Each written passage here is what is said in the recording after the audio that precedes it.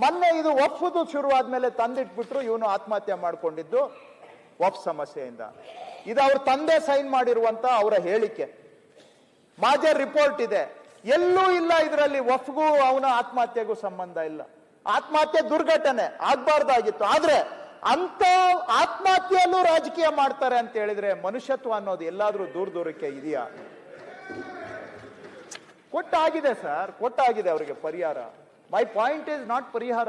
ನಾನು ಏನ್ ಹೇಳ್ತಾ ಇದ್ದೇನೆ, ಎಲ್ಲಿ ದೂರಕ್ಕೂ ವಫ್ಗೆ ಸಂಬಂಧ ಇಲ್ಲ. ಅವನ ಆಸ್ತಿಯನ್ನ ವಫ್ ಮಾಡ್ಬಿಟ್ರು, ಅದಕ್ಕೆ ಹೋಗಿ ಆತ್ಮಹತ್ಯೆ ಮಾಡ್ಕೊ. ಅವನು ಹೋಗಿ ಯಾವ್ದು ಬ್ಯಾಂಕ್ ಅಂತಾನು ಇಲ್ಲಿದೆ, ಮೋಸ್ಟ್ಲಿ ಬ್ಯಾಂಕ್ ಆಫ್ ಇಂಡಿಯಾದಲ್ಲೋ ಎಲ್ಲೋ ಸಾಲ ತಗೊಂಡಿದ್ದ, ಅದರಿಂದ ಆತ್ಮಹತ್ಯೆ ಮಾಡ್ಕೊಂಡಿದ್ದು. ಈ ರೀತಿಯಾಗಿ ಬರೀ ಸುಳ್ಳುಗಳ ಸರಮಾಲೆ ಅಧ್ಯಕ್ಷರೇ. ಅಷ್ಟಕ್ಕೂ ಕೂಡ ಇನ್ನೊಂದು ಸೃಷ್ಟಿ ಮಾಡಿದ್ರು. ನನ್ಗೆ ಇಲ್ಲಿ ಹೇಳಲಿಕ್ಕೆ ಬಾಯಿ ಬರ್ತಾ ಇಲ್ಲ, ಉಸಿರು ಬರ್ತಾ ಇಲ್ಲ. ಹೇಳ್ಬೇಕಾಗತ್ತೆ. ಏನು ಅಂದ್ರೆ ಮುಸಲ್ಮಾನರು ಹಿಂದೂಗಳ ಆಸ್ತಿ ಕಿತ್ಕೋತಾ ಇದ್ದಾರೆ ಅನ್ನುವಂತ ಅದನ್ನ ಪ್ರತ್ಯಕ್ಷವಾಗಿ ಪರೋಕ್ಷವಾಗಿ ಇದನ್ನ ಹಬ್ಸಿದ್ದಾರೆ. ಈಗ ಇಲ್ಲಿವರೆಗೂ ಕೂಡ ವಫ್ ಈ ಪ್ರಕ್ರಿಯೆ ಆರಂಭ ಆದ್ಮೇಲೆ ರಾಜ್ಯದಲ್ಲಿ ಒಟ್ಟು 9,800 ಆಸ್ತಿಗಳಿಗೆ ವಫ್ ಅಂತ ನಮೂದು ಮಾಡಿದ್ದೇವೆ. 9,800 ಆಸ್ತಿಗಳಿಗೆ ವಫ್ ಅಂತ RTCಯಲ್ಲಿ ಎಂಟರ್ ಆಗಿದೆ. ಯಾವಾಗಿಂದ? 2004ರಿಂದ ಆರಂಭ ಮಾಡಿ ಇಲ್ಲಿವರೆಗೆ. ಅದ್ರದ್ದೆಲ್ಲ ನಾನು ಭೂಮಿ ಡೇಟಾಬೇಸ್ ನಾವೇ ಮೇಂಟೈನ್ ಮಾಡೋದು. ಅದೇನೋ ನಾನು ಉತ್ತರ ಕೊಡ್ತೀನಿ ಅಂದ್ರೆ ಅವ್ರಿಗೇನೋ ಸಿಟ್ಟು. ಅದು ಡೇಟಾಬೇಸ್ ಎಲ್ಲ ನಾವು ಮೇಂಟೈನ್ ಮಾಡೋದು. ನಾನು ಡೇಟಾಬೇಸ್ ಅಲ್ಲಿ ತೆಗೆಸ್ದೆ. ಆ 9,800 ತೆಗೆಸ್ಬಿಟ್ಟು ನಮ್ಮ ಅಧಿಕಾರಿಗಳು ಕೂರಿಸ್ಬಿಟ್ಟು ಬಾಧಿತರು ಯಾರ್ಯಾರು ತೆಗಿರಿ ಅಂತ ಹೇಳಿದೆ. ಈ 9,800ರಲ್ಲಿ ಒಟ್ಟು ಬಾಧಿತ ರೈತರು 11,204 ಅಫೆಕ್ಟೆಡ್ ಫಾರ್ಮರ್ಸ್. 11,204. 11,204ರಲ್ಲಿ 9,121 ಮುಸಲ್ಮಾನರಿದ್ದಾರೆ. ರಿಪೀಟ್ ಮಾಡ್ತೇನೆ, ಇದು ಅಂದ್ರೆ ಈಗ ಆಲ್ರೆಡಿ ಈ ಆಸ್ತಿ ವಫ್ ಅಂತ ಮಾಡಿರುವಂತಹದ್ದು.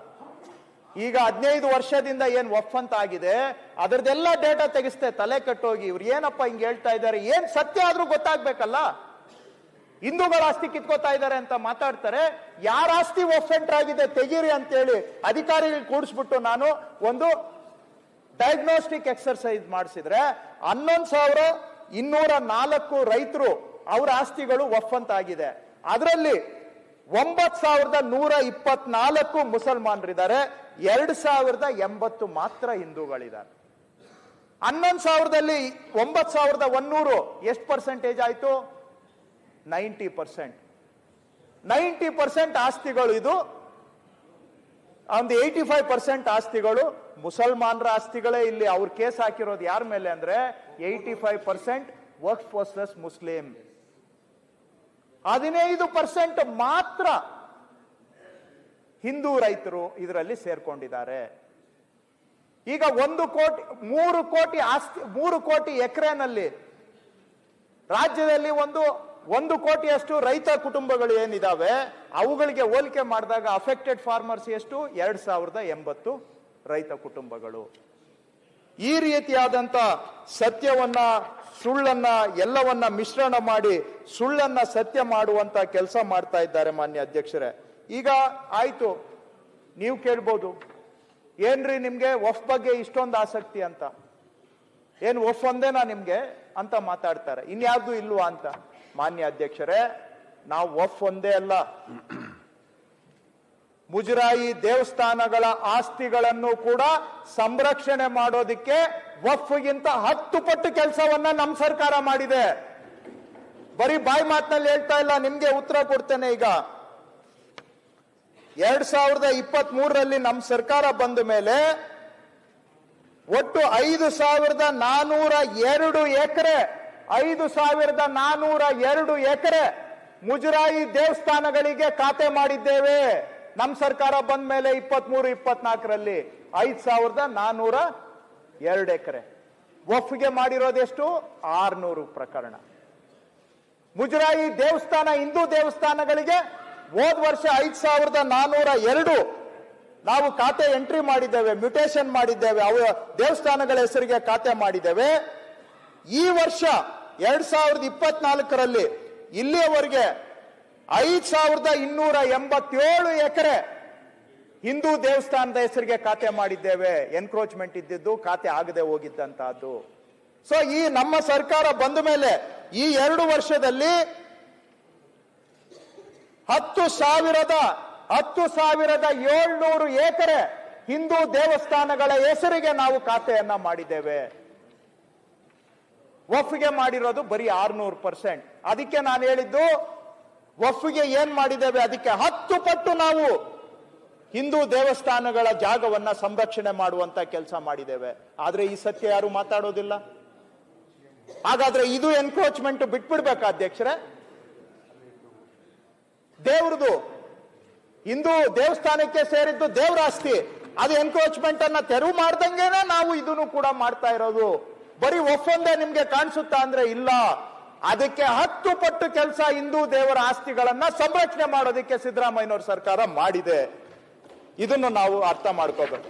ಇದೆಲ್ಲ ಹೇಳ್ತಾರೆ ಯಾಕೆ ಮಾಡ್ತಾ ಇದ್ದೀರಿ ಅಂತ. ಅಧ್ಯಕ್ಷರೇ, ನಿಮ್ಗೆ ನಾನು ತೋರಿಸ್ತೇನೆ.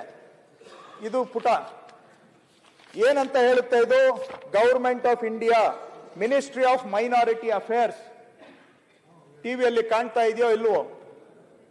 Model Waqf rules 2016. ಯಾರು ಮಾಡಿರೋದು ಅಧ್ಯಕ್ಷರೇ ಇದನ್ನ? ಇನ್ನೊಂದು ಬಾರಿ ಓದ್ತೇನೆ. Government of India, ministry of minority affairs, model Waqf rules 2016. ಯಾರ ಸರ್ಕಾರ ಇದೆ? ಬಿಜೆಪಿ ಸರ್ಕಾರ. ಬಿಜೆಪಿ ಸರ್ಕಾರದಲ್ಲಿ ಇದೆಲ್ಲ ಯಾಕೆ ಮಾಡಿದ್ರಿ ಅಂತ ತಾವು ಕೇಳ್ತಿರಲ್ಲ. ಈ ರೂಲ್ಸ್ ಅಲ್ಲಿ ಸ್ಪಷ್ಟವಾಗಿ ಈ ಕೆಲಸ ಮಾಡಬೇಕು ಅಂತ ಡೈರೆಕ್ಷನ್ ಕೊಟ್ಟಿರೋದೇ ಗವರ್ಮೆಂಟ್ ಆಫ್ ಇಂಡಿಯಾ. ಸೆಕ್ಷನ್ 52 ನಾನು ತುಂಬಾ ಡೀಟೇಲ್ ಹೋಗೋದಿಲ್ಲ. Section recovery of property transferred in contravention of the Waqf act. ಆ ಎಲ್ಲಾ ಪ್ರಾಪರ್ಟಿಗಳನ್ನ ಬಂದೋಬಸ್ತ್ ಮಾಡಿ ವಫ್ಗೆ ನೀವು ಖಾತೆ ಕೊಡಬೇಕು ಅಂತೇಳಿ ಗವರ್ಮೆಂಟ್ ಆಫ್ ಇಂಡಿಯಾ ಡೈರೆಕ್ಷನ್ ಕೊಟ್ಟಿದೆ 2016ರಲ್ಲಿ. A waqf property has been transferred in contravention of the provisions of section 61 or section 66 shall obtain. ಇದನ್ನೆಲ್ಲವನ್ನು ಕೂಡ ವಫ್ಗೆ ಖಾತೆ ಮಾಡಿ ಸರ್ಟಿಫೈಡ್ ಕಾಪಿಯನ್ನ ಸಬ್ಮಿಟ್ ಮಾಡಬೇಕು ಅಂತ ಗವರ್ಮೆಂಟ್ ಆಫ್ ಇಂಡಿಯಾ ಹೇಳ್ತಾರೆ ಅಂಡರ್ ಸೆಕ್ಷನ್ 52. ಹಾಗೆ ರಿಮೂವಲ್ ಆಫ್ ಎನ್ಕ್ರೋಚ್ಮೆಂಟ್, ಅವರು ಕ್ಯಾಮ್ರಾದವರು zoom in ಮಾಡಿದ್ರೆ ಕಾಣುತ್ತೆ. ಸೆಕ್ಷನ್ 53 ಅಲ್ಲಿ ರಿಮೂವಲ್ ಆಫ್ ಎನ್ಕ್ರೋಚ್ಮೆಂಟ್ ಅಂತ ಗವರ್ಮೆಂಟ್ ಆಫ್ ಇಂಡಿಯಾದವರು ಡೈರೆಕ್ಷನ್ ಇದೆ. ವಫ್ ಆಸ್ತಿಗಳ ಎನ್ಕ್ರೋಚ್ಮೆಂಟ್ ಅನ್ನ ರಿಮೂವಲ್ ಮಾಡಬೇಕು ಅಂತೇಳಿ. Conducting N enquiry on encroachment of Waqf property, chief executive officer also Waqf tribunal shell conduct enquiry into cases of encroachment ಅಂತ ಯಾರು ಹೇಳಿರೋದು? Central BJP government. ಯಾರ ಗವರ್ಮೆಂಟ್? ಮೋದಿ ಗವರ್ಮೆಂಟ್. ಇಲ್ಲಿ ಬಂದು ಬೊಬ್ಬೆ ಹೊಡಿತಾರೆ. ಮಾನ್ಯ ಅಧ್ಯಕ್ಷರೇ, ಅವಾಗಿಂದ ಬರೀ ಎಕ್ಸಾಂಪಲ್ಸ್ ಕೊಡ್ತಾನೆ ಇದ್ದೀರಾ. ಸದನ ಇದೆ, ಸಮಾಧಾನ ಮಾತಾಡ್ಬೇಕಾರೆ ಪ್ಲೀಸ್ ಅಂತ ಒಂದೇ ನಾಲ್ಕು ಎಕ್ಸಾಂಪಲ್ಸ್ ಕೊಡ್ಬೇಕಾಗಿಲ್ಲ. ನಾವು ಮಾಡ್ತೀವಿ, ನಮಗೆ ಬದ್ಧತೆ ಇದೆ ಅಂದ್ರೆ ಈಗ ಹೆಂಗೆ ಬೀರ್ಗೆ ಸ್ಕೂಲ್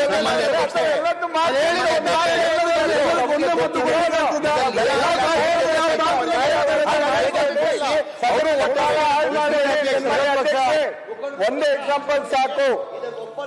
ಅವರೇನು ಸುಳ್ಳು ಆರೋಪ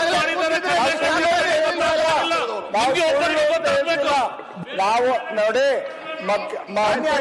ಮಂತ್ರಿಗಳು ಸರ್ಕಾರದಲ್ಲಿ ಸುಳ್ಳು ಅಭಿಪ್ರಾಯ ಪಡ್ತಾ ಇಲ್ಲ. 2014 ಪ್ರಣಾಳಿಕೆ ಮ್ಯಾನಿಫೆಸ್ಟೋ ಬಿಜೆಪಿ ರಾಷ್ಟ್ರ ಮಟ್ಟದಲ್ಲಿ ಹೊರಡಿಸಿದಂತ ಮ್ಯಾನಿಫೆಸ್ಟೋ ಏನ್ ಹೇಳ್ತಾರೆ? ಮ್ಯಾನಿಫೆಸ್ಟೋನಲ್ಲಿ empower Waqf boards in consultation with religious leaders, taking steps to remove encroachments from unauthorized occupation of waqf properties ಅಂತೇಳಿ 15ನೇ ಪುಟ ಬಿಜೆಪಿಯ ನ್ಯಾಷನಲ್ ಮ್ಯಾನಿಫೆಸ್ಟೋ 2014. ಯಾರು ಹೇಳಿರೋದು? ಬಿಜೆಪಿನವರು.